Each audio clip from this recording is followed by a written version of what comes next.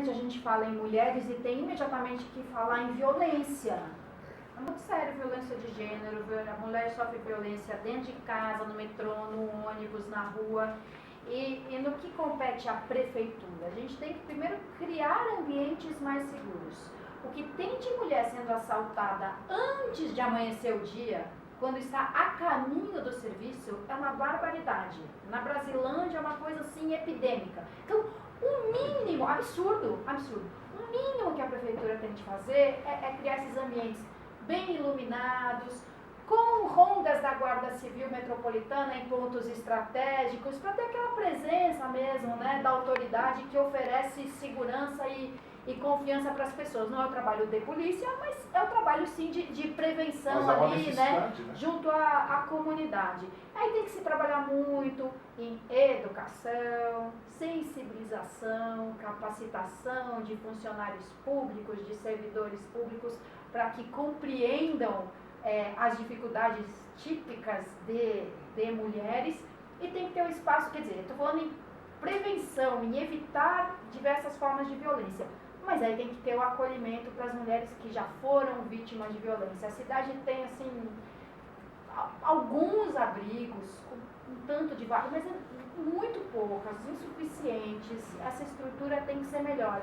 E os centros de referência, para quem ainda que não está em uma situação tal que precisa de um abrigo, mas precisa imediatamente de auxílio psicológico, jurídico, de assistência social. Então também, a cidade do tamanho de São Paulo tem que ter muito mais centros de referência. Para mim, o certo era que cada subprefeitura tivesse um, pelo menos, e assim, na própria subprefeitura, que seja um ponto de referência fácil para as pessoas. Saúde da mulher ainda tem muito a se fazer, sabe? E tem coisas que são tão simples, pelo amor de Deus, a facilidade de fazer um Papa Nicolau a intervalos, né, no intervalo correto, um atendimento ginecológico que não demore meses.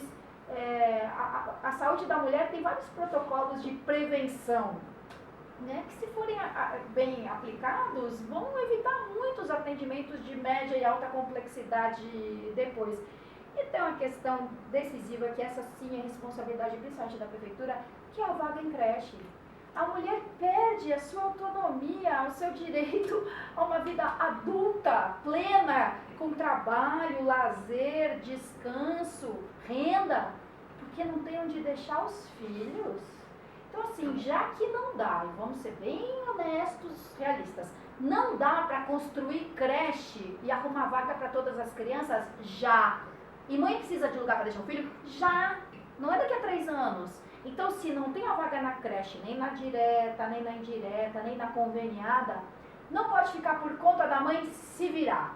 A prefeitura tem que garantir que todas as crianças, se não tiverem creche, tenham um cuidado bancado pela prefeitura. Ou é o pagamento da mensalidade numa escolinha particular, como se fosse uma bolsa, né? Ou o pagamento de um cuidador ou uma cuidadora. Hoje, a mãe chama a vizinha, pede para a sogra, deixa o mais velho tomando conta do mais novo. Não pode ser assim. Se é para ter um cuidador ou cuidadora em casa, então é a prefeitura quem tem que selecionar, capacitar, supervisionar e remunerar. Perfeito, Soninha. Adorei a tua resposta. Morador de rua. Olha, eles também precisam de algumas coisas tão básicas. Assim, o problema é super complexo, é uma população enorme, que aumenta muito em épocas de crise econômica, claro. Por tudo que a crise, não é só pelo desemprego, mas tudo que acarreta de desagregação familiar, alcoolismo, as pessoas se mudando para uma cidade sem ter a estrutura, né, para acolhê-las e chegam lá e se veem desamparadas. Então, assim, é um problema complexo, é uma população. Então tem gente de tudo quanto é perfil, mas algumas questões permeiam ali, né, todos esses perfis. Um problema seríssimo de uso compulsivo ou de dependência de álcool, que sem dúvida é a droga prevalente na população em situação de rua, e além do uso de outras drogas. Então, assim, o que é básico, que não é tão complexo, sabe? Tem que ter lugar para tomar banho, usar o banheiro e lavar roupa? Pelo amor de Deus. Mínimo, né? Não adianta a gente gente querer fazer inclusão por meio do trabalho, inclusão produtiva, inclusão na escola, se a pessoa está com a mesma roupa faz uma semana, se ele não tem cueca, e portanto a calça dele, depois de alguns dias, ela é jogada fora, para pôr outra no lugar, entendeu? Então assim, não tem roupa de baixo, não tem calcinha, cueca, não tem meia, não tem absorvente para as meninas, não tem fralda geriátrica para os adultos com problema de incontinência, você tá entendendo? Tem que ter lugar para usar o banheiro, para lavar roupa, para tomar banho. E assim, você vai ter alguns que por suas condições, né, de saúde mental, de falta de saúde mental ou outras circunstanciais, não vão se cuidar mesmo. Mas se a gente nem oferecer condições, sabe, se tiver a condição, 80% dos moradores em situação de rua não vão se deixar ficar no estado lamentável que eles ficam. Experimenta agora chegar lá no pátio do colégio com uma maquininha de barbeiro. Vai ter fila para cortar o cabelo e fazer a barba, entendeu? Se você perguntar do que eles precisam, logo vai chegar o pedido, um presto barba, um sabonete, um shampoo ou um gel para o cabelo. Então isso é o mínimo de cuidado, né? Que já faria tanta diferença para reverter a desumanização dessas pessoas. E aí você tem que ter espaços de acolhimento durante o dia, em que eles possam desenvolver uma atividade, ou eles possam ficar também sentados, contemplando, fazendo nada. Existem alguns, mas são muito poucos. Espaços de pernoite também muito diferentes do modelo que a gente tem hoje, que é o do albergue, com 500 vagas, sabe? Tem que ter muito mais repúblicas para adultos. Assim, um pouco do que a gente já tem em quantidade é muito maior e coisas que a gente praticamente não tem, como tanque para lavar roupa na cidade inteira, pelo amor de Deus. Agora, Soninha, depois, se você me permitir, eu vou falar um minutinho sobre algumas coisas, mas é assim, vamos falar da saúde primeiro, que é um assunto bastante polêmico. Eu acho que já vou emendar, porque na realidade é assim, o Brasil, ele não teve na sua história, né? Estou dizendo isso porque eu sou um estudioso da área da ciência política, da sociologia, etc. Então, a Europa, para poder se arrumar no pós-guerra, ela fez o welfare state. Ele jamais chegou no Brasil, né? A gente terminou traduzindo como estado do bem-estar social, mas a gente jamais teve isso de verdade aqui no Brasil. Então, quando nós falamos de saúde, nós estamos falando de uma questão bastante polêmica. Mas uma coisa que é muito clara no Brasil é que o país jamais teve um projeto de país, de sociedade. E uma das grandes polêmicas que a gente encontra nessa relação é a questão da saúde. Aí a gente tem que vir regionalizar, pegar a cidade de São Paulo, que é o que interessa para nós aqui nesse momento. Uhum. Saúde é uma polêmica, né? Nós já tivemos prefeitos que já foram um pouco melhores, né? Falaram, não, nós vamos dar um jeito, porque já tinha uma experiência, etc. Uhum. E tal, mas aí vem o outro e a outra e não sei o quê. E a política no Brasil sempre é o seguinte: ele fez, eu vou tentar desfazer o que ele fez, ou eu não dou continuidade, porque senão parece que foi ele que fez, né? E a preocupação, na realidade, com a cidade não tem, ou com o país, etc. Você pode falar um pouquinho da saúde aqui em São Paulo, porque esse é um assunto danado, né? Rabiscando aqui, eu organizei em 4 tópicos. Assim como a gente falou do ambiente mais propício para as mulheres viverem com mais segurança, ambiente propício para o lazer. Bom, a gente tem que falar em ambiente propício para a saúde. Continuamos vivendo em um país em que um número grande de pessoas não tem acesso ao tratamento de esgoto, pelo amor de Deus. E numa cidade como São Paulo, que teve uma ocupação muito desordenada, né? Você olha para os morros da Brasilândia, do Capão Redondo, Norte, Sul, Leste, Oeste. Então, é difícil mesmo você conectar centenas de domicílios construídos cada um do seu jeito numa rede coletora de esgoto. Mas, por favor, vamos adotar soluções alternativas, entendeu? Vamos fazer fossas, vamos instalar caixas d'água daquelas que fazem a purificação e o tratamento da água, que hoje são muito caras, mas quem sabe com a prefeitura virando um consumidor, um grande consumidor em escala, esse preço não caia. Estou falando aqui por hipótese, né?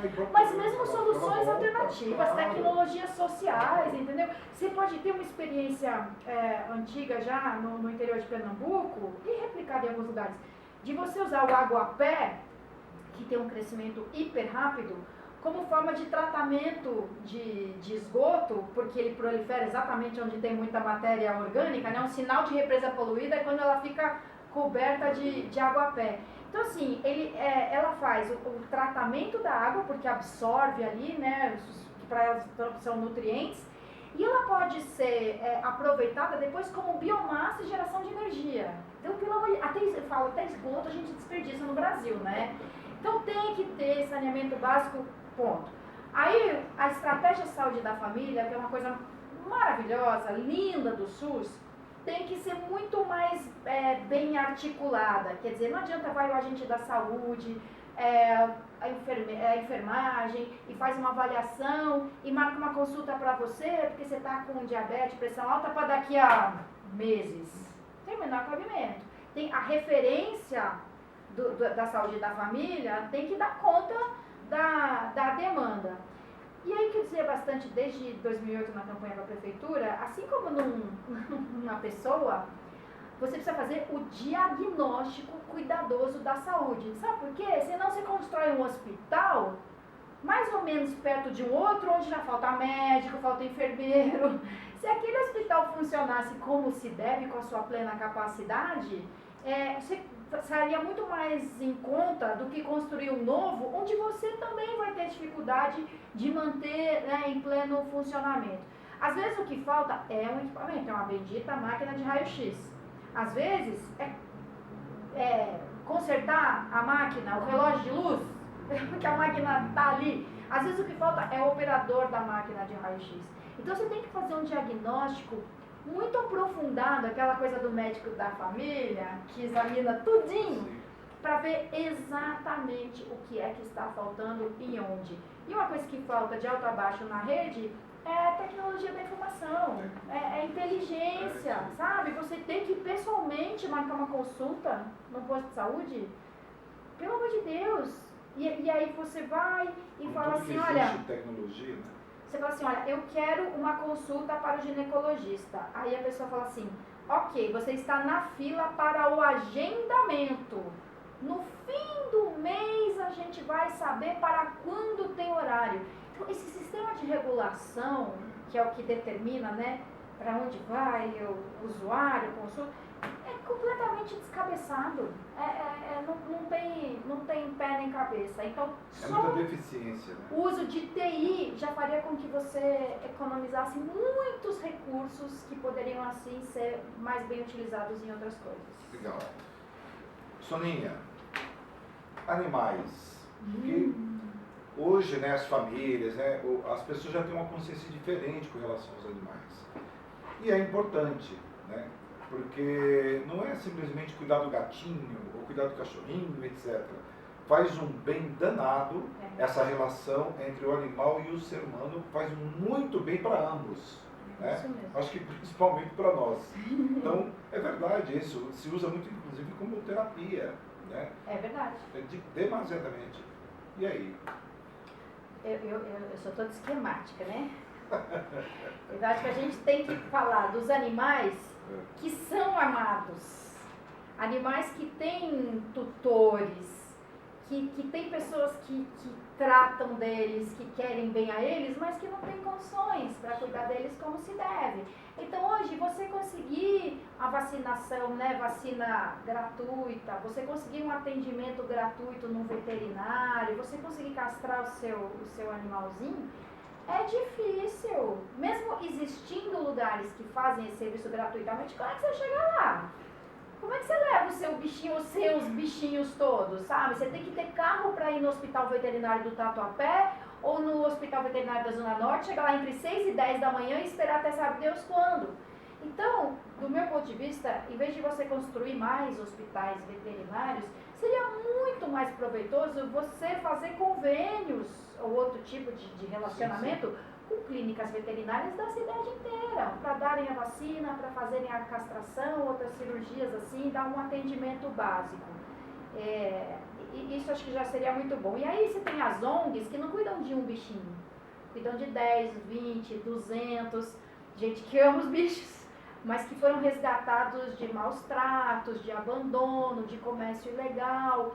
Então, você tem de dar um apoio para essas ONGs que vivem assim da caridade dos outros amantes de animais. Ainda bem que eles existem, mas é muita coisa. Então, a prefeitura precisa apoiar com mais um volume maior assim, de recursos para essas ONGs que fazem esses cuidados. Combater de fato, né, o comércio ilegal, o abandono, os maus tratos, isso se faz também com educação.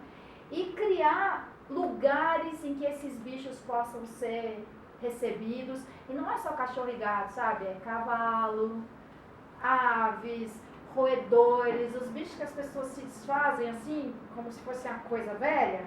Então tem que ter santuários. Não é só um centro de zoonoses com um corredorzinho para cada um, sabe? Lugares onde os bichos possam viver da maneira mais saudável, confortável possível. Legal, nossa, maravilhoso. Adorei. Soninha, assunto que foi polêmico, hoje eu acho que ele está mais ameno, mas ainda com muita coisa para progredir, e até o Papa já entrou no meio. Comunidade LGBT. Que bom que você falou que... Porque você foi secretária, Fui, né? coordenadora de políticas para a diversidade sexual do Estado.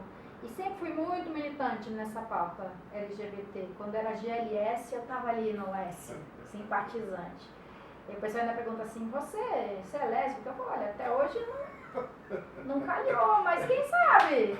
Quem é que é capaz de prever o futuro, né? por quem você vai se apaixonar? Eu nunca pude. Eu falo isso em sala de aula, eu falo o preconceito a gente aprende, a gente não nasce com ele. Então ninguém determina quando você sai quem você vai arranjar, quem você vai amar. O coração palpitou, acabou, né?